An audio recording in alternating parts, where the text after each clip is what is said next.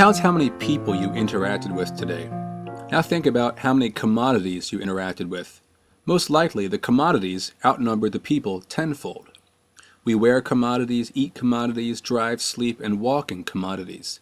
They dominate our visual space and our thoughts, yet we rarely ponder where they came from or what abstractions they may represent.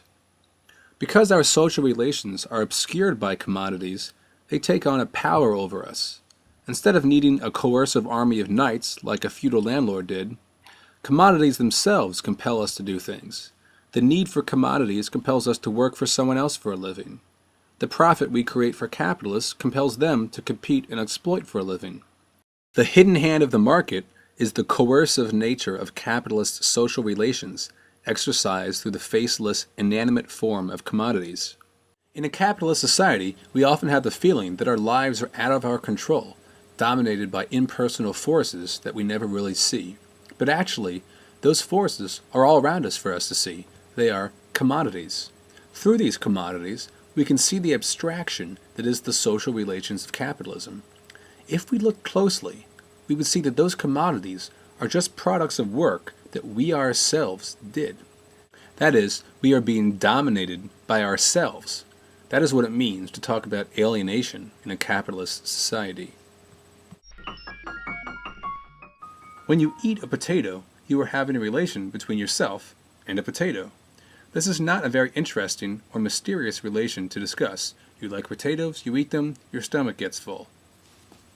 But when you buy a potato, you are expressing a very mysterious relation. You are trading money paid to you in wages for your labor in exchange for a commodity made by another worker somewhere in Idaho. When the two things meet in the marketplace and are exchanged for one another, this implies some sort of equivalence. They must be equal in some way.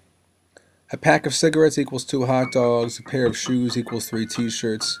If we follow along with this process, we could create an infinite string of relations, all expressing the value of commodities in their relationship to one another.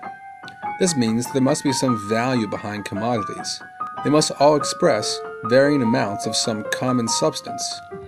But what could this common substance be? Smell, taste, weight? Bourgeois economists would say use. But how can use be the substance behind value? Use is just a private experience between oneself and a commodity. It doesn't tell us about the relations between people. It doesn't tell us about the way commodities relate to each other. For a worker, the commodity has no use at all except to be exchanged for a commodity they do need. Thus, they produce the commodity not for its use value, but for its exchange value. Just like the hunter-gatherers who worked with the intent of sharing their labor with the other half of the group, a private concrete labor implies a wider social relationship. Because the hunter-gatherers worked with the intent of sharing their labor with everyone, there was no need for a concept of value. There was no exchange, just sharing.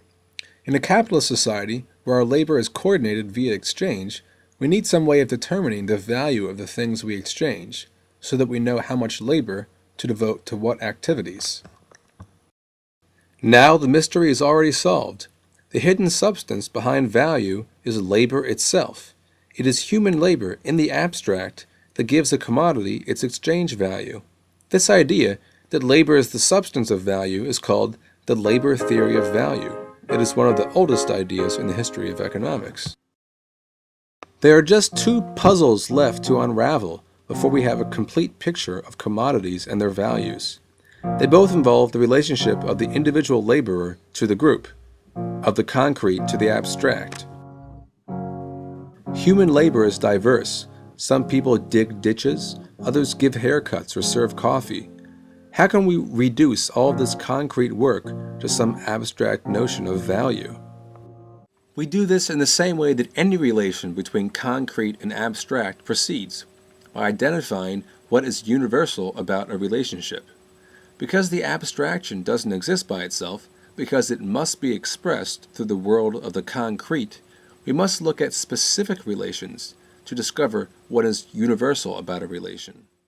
When we equate digging ditches with serving coffee, what is being equated? The only thing that both activities have in common is that they are both expenditures of human labor. Thus, the process of exchanging commodities abstracts from the specifics of an individual's labor and gives it a value only to the extent that it relates to the total labor of the group. Value, then, represents abstract labor. As individuals, we perform concrete labor, but when we exchange the commodities we produce, we are expressing the abstract quality of this labor. How is this labor measured? Since the specific type of labor doesn't matter, the only other way we have of measuring labor is through time and intensity. The more time and intensity expended, the more value is created. In a capitalist society, capitalists are under a lot of pressure to get their workers to be as productive as possible. They try to get the most work out of their workers per hour of work. Thus, the amount of intensity of labor tends toward a social average, and thus the amount of time becomes the primary determinant of value. Commodities that take a large amount of labor to produce, like cars, cost a lot more than commodities that take very little time to make, like potatoes. Thus, we measure value in labor time. But what if I take a really long time to make a cup of coffee? Does this mean that that cup of coffee is worth more than someone who works productively at making coffee? Well, no, of course not. The value of a commodity is equal to its socially necessary labor time. Because a capitalist society operates under a system of free exchange, people will buy commodities from whomever can make the commodity the cheapest, the most efficiently. This encourages all producers to produce at the same level of efficiency. This average level of efficiency is called the socially necessary labor time. Even if I take a really long time to make a cup of coffee, I still have to sell it at the socially necessary labor time. We can combine these two terms to say that the value of a commodity is equal to the socially necessary abstract labor time. This is a very clear expression of the way the individual relates to the group in a capitalist society. The labor that you as an individual do only has value to the extent that it is part of a larger project of value creation being carried out all over the world by workers everywhere. Like all societies before, the work we do in creating the social product is what unites us as people. It is the foundation of our economic relationships. But unlike other societies, the process of commodity exchange obscures these relations from us. We experience our relationship as workers as a relationship between ourselves and commodities. What of our relations between groups, between capitalists and workers? This too is obscured through exchange. In previous societies, when a dominating class appropriated the labor of another class, it was easy to see. In feudalism, the serfs worked part of the week on the landlord's land and part of the week on their own land. It was clear that they were giving part of their labor to an exploiting class without being compensated. It was clear that they were only doing this because knights would poke them with spears if they didn't. In a capitalist society, we work the whole week in a capitalist factory or workplace, and at the end of the week, we receive wages. At the end of the week, the capitalist has commodities of a greater value than those wages. Profit is the difference between the value workers create for a capitalist and the amount of wages they are paid for that value. But this is much harder to see because of the way in which exchange obscures this process. Exchange makes it appear that profit is something that a capitalist receives through exchange itself, instead of through some domination in the workplace. If we were to accept this world of appearance and not look behind it to discover the abstract social relations behind it, then we could accept the claims of bourgeois economics that capitalism is a system of personal freedoms in which individuals choose which commodities they want to interact with. That because an individual worker chooses which individual capitalist they want to work for, there's no need to look behind this concrete relation to find any abstract form behind it, like class.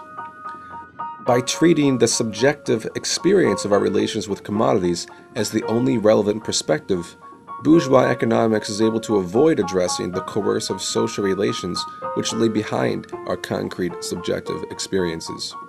But a useful perspective should take the opposite approach, always asking what concrete experience tells us about the social relations behind it. This is how we should approach an understanding of commodities.